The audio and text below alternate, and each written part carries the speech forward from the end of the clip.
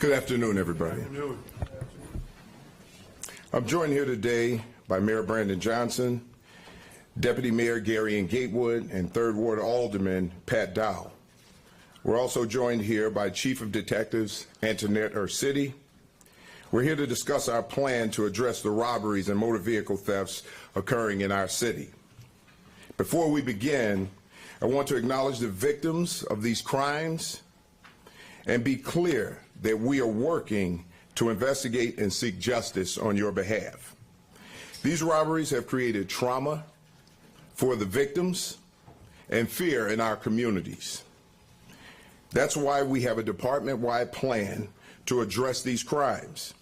We want everyone in this city to not only feel safe, but to actually be safe. The plan focuses on 4 pillars: technology, focused missions, public engagement, and accountability.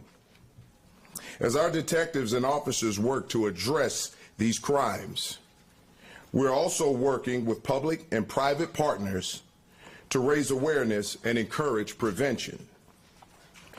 We want to be proactive and not just reactive when these crimes occur. This includes vehicle safety days we are hosting in conjunction with law enforcement and business partners. We've been hosting these vehicle safety days each weekend since February and will continue to host throughout May. We're also partnering with Hyundai and Kia to host vehicle safety days the first week in May at Guaranteed Rate Field, where eligible vehicle owners can obtain software updates that can help prevent vehicle thefts. Members of our command staff are also meeting with business groups, utility companies, and those who work in neighborhoods across the city. During these meetings, we have open discussions about their public safety concerns, and we're able to provide them with robbery safety tips, as well as how they can help us solve crimes. We're doing everything in our power to hold the offenders of these crimes accountable. Our officers are risking their own safety to apprehend these violent criminals, knowing the violence they are capable of. Our detectives are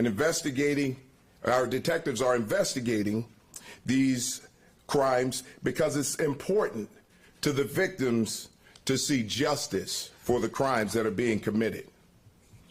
But we need the full support of the criminal justice system. We will continue working with our prosecutorial partners to hold these offenders responsible and accountable.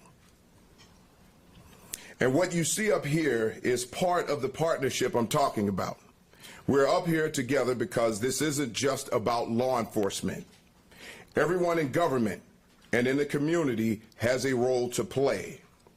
This goes to the mayor's idea of the full force of government, to have everyone be a part of bringing this city safe streets. Our message is clear. If you commit these crimes, there will be consequences. With that, I'd like to invite Chief Urcidi up to give you the overview of the plan.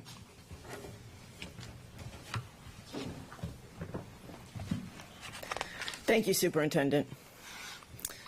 Like Superintendent Snelling, I also want to start by acknowledging the victims of these crimes. Those who have experienced a robbery have been through an extremely distressing event. Our plan is truly focused on prevention to make sure others do not have to endure such trauma. But to be clear, when these crimes do occur, we will identify and hold accountable the perpetrators who have caused harm.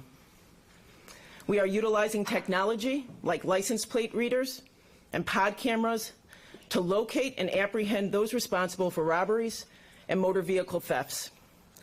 Often, our strategic decision support centers are able to observe offenders in real time and relay that information to officers on the ground to take immediate enforcement action.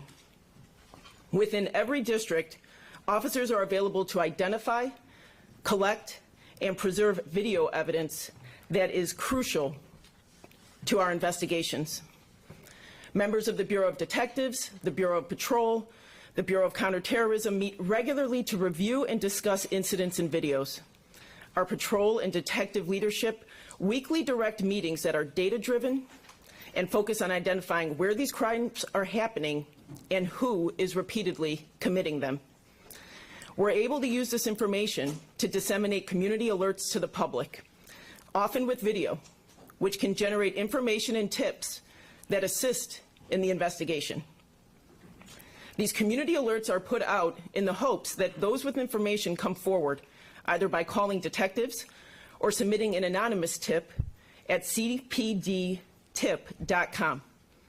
With most of these crimes, someone out there knows something. This information can be vital in solving a case. Discussions in these meetings also help us strategically deploy resources so that we can stop robbery offenders through focused missions. One example of this is the robbery missions that the Bureau of Patrol has been conducting in Area 5 on the city's northwest side in partnership with the Area 5 detectives.